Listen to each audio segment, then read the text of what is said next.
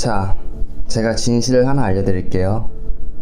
여러분들이 나쁜 여자를 좋아하는 이유, 그리고 나쁜 남자와 사랑에 빠진 이유가 있습니다.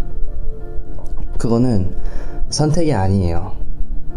마치 물에 빠지는 것처럼, 운명처럼, 불가항력에 의한 힘에 의한 것처럼 어쩔 수 없이 빠지게 된 거예요.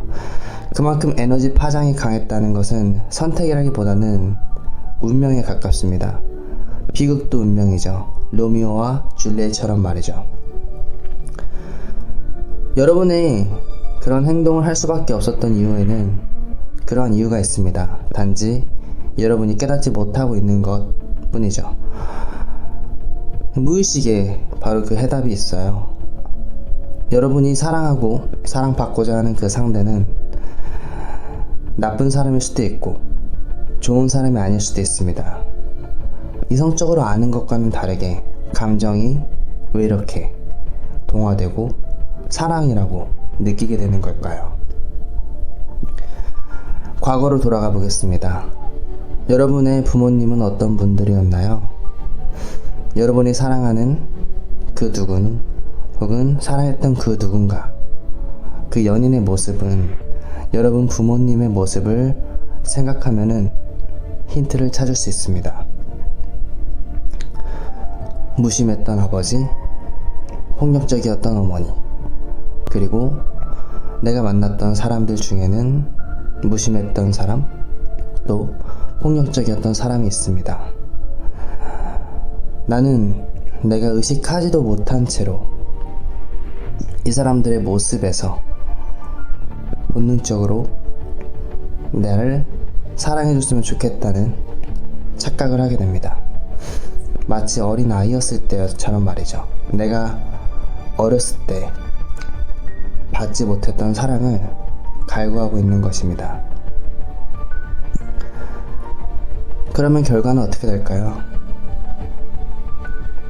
무심했던 부모님, 그리고 상처받았던 내면 아이. 근데 희망을 가지고 새롭게 만나는 연인이 같은 양상으로 이별을 반복하게 된다면 상처는 더욱더 아파지게 됩니다. 아픈 곳에다가 상처를 내면 더 아파지죠. 그렇게 흉터는 더욱더 강렬해지고, 그렇게 에너지가 강렬하면 강렬할수록 같은 행동을 앞으로도 반복하게 됩니다. 이 사실을 깨닫거나 무의식을 정화하거나 내가 했던 행동을 되돌아보기 전까지, 그리고 과거로 돌아가서 10가지의, 100가지의, 1000가지의 실마리를 찾지 않으면은 같은 행동을 반복하게 됩니다. 왜 그 사람을 사랑했을까? 그 사람이 왜 이렇게 폭력적이고 무심하고 어떠했을까가 아니라 모든 원인과 정답은 스스로에게 있습니다. 나는 왜 이 사람과 사랑에 빠졌을까? 나에게 어떠한 양상과 모습들이 있었을까? 그리고 내가 같은 행동을 반복하지 않기 위해서는 어떠한 부분을 개선하고 알아차리고 깨달아야만 하는가가 핵심이겠죠. 돌이켜봐야 됩니다. 그리고 인정해야 됩니다. 분명히 여러분들의 부모님 중 한 사람이 혹은 두 사람이 가지고 있는 외적인 부분, 말투, 성격, 예를 들어 어머니께서 우리 엄마가 다혈질이고 욕도 잘하고 운전도 막 하고 소리도 잘 지르고 옷을 잘 입고 단발머리였고 미적을 중요시 했다면은 그런 사람과 사랑에 빠질 확률이 높습니다. 아니, 어쩌면 나중에 알고 보면 비슷했던 점이 이런 것이었구나. 그것을 알지 못한 채로 만나는 경우가 많죠. 혹은 우리 아빠가 가지고 있는 무심함, 성별을 떠나서 주 양육자가 아이한테 주고 있는 그 모습을 아이들은 순수하게 사랑합니다. 아니, 그 부모님들을 사랑해야만 생존할 수 있습니다. 그래서 스스로를 속입니다. 이것도 사랑이라고 말이죠. 건강하지 않은 사랑도 사랑이니까요. 그렇게 부족하고 온전하지 못한 사랑을 받은 채로 우리는 어른이 됩니다. 그 사랑을 채우기 위해서 많은 사람을 만나는 것 같아요. 나는 이런 사람이 절대 되지 말아야지라고 생각한다면은 그런 사람이 될 확률이 높습니다. 비극적인 운명이죠. 미워하면 닮는 거와 마찬가지예요. 여러분이 돌이켜봐야 됩니다. 우리 아빠가 가지고 있는 어떤 모습이 나의 배우자와 닮아 있는지에 대해서 말이죠. 어린아이는 부모의 모든 모습을 사랑합니다.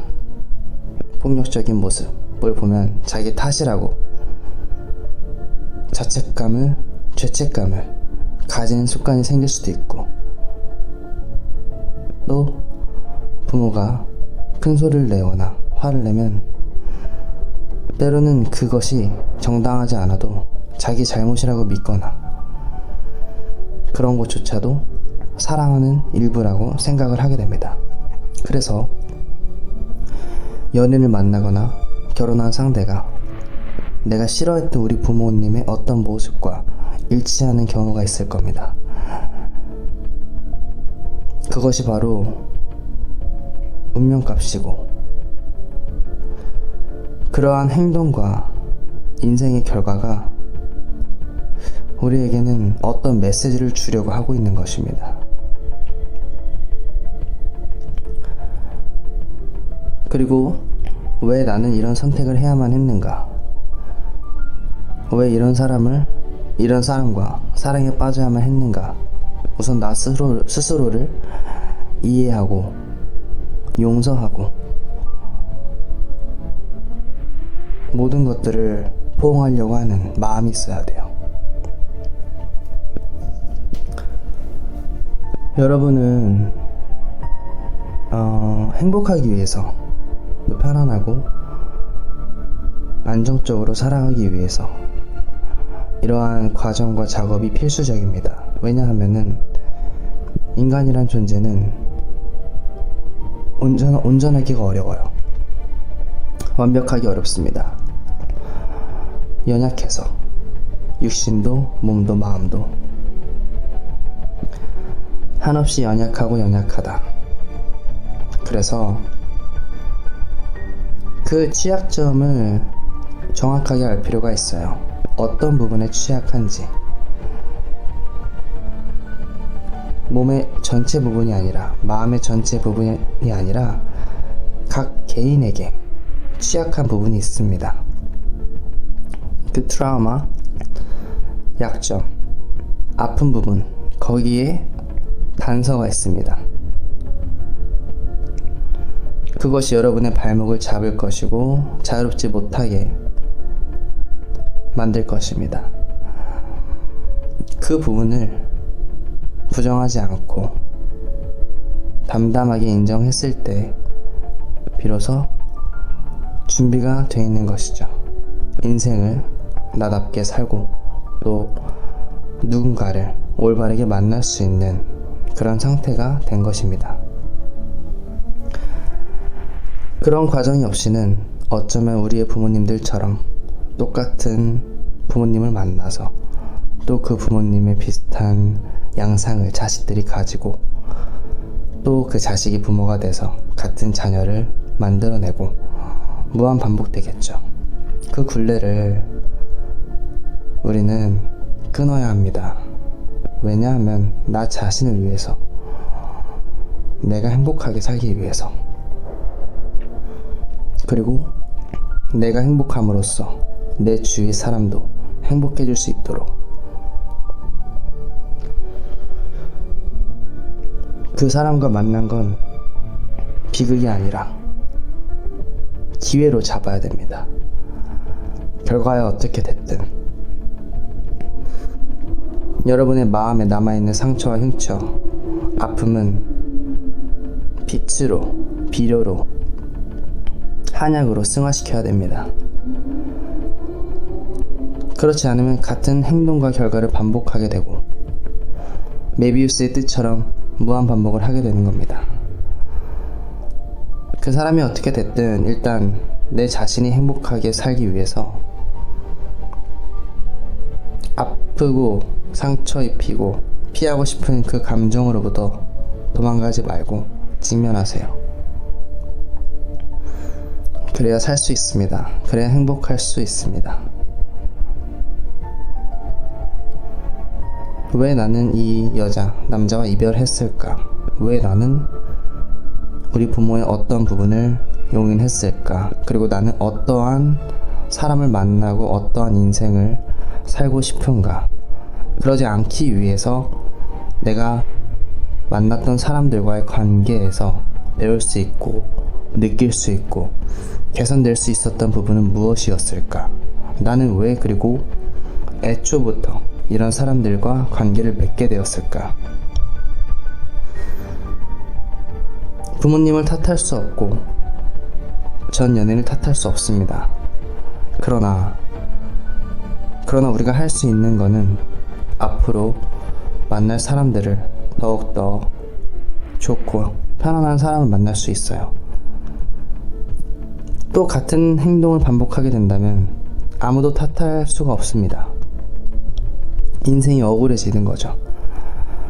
우리가 어른이라면, 진정한 어른이라면 부모님들께서 성숙하고 충분히 어른스럽지 못했던 모습을 보면서 나는 이렇게 되지 않아야지 어른스럽게 배우고 성장하고 그들의 마음도 안아주고 내 마음도 알아주고 내가 만날 사람과 내 자식, 친구, 연인, 부모님에 대한 것들조차도 포옹하고 진짜 어른이 될 필요가 있는 거죠.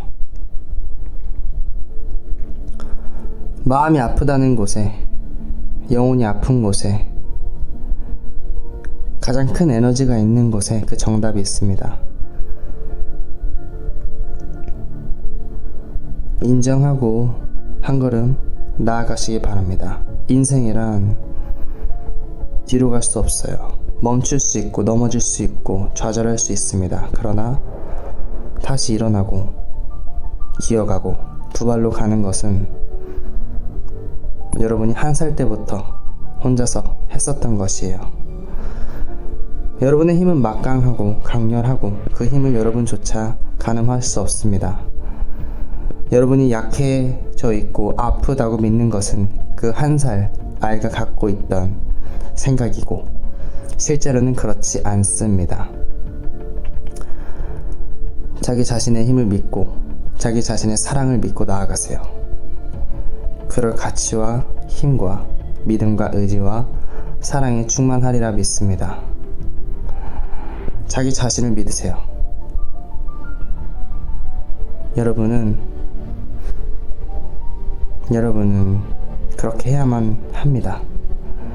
행복할 의무가 있어요. 본인의 인생이니까요. 누구를 위해서도 아니고 누구를 위해서 하는 삶도 아닙니다. 본인의 인생을 위해서 지금 당장 오늘 이 순간 깨닫고 고치고 앞으로 더 나아가세요.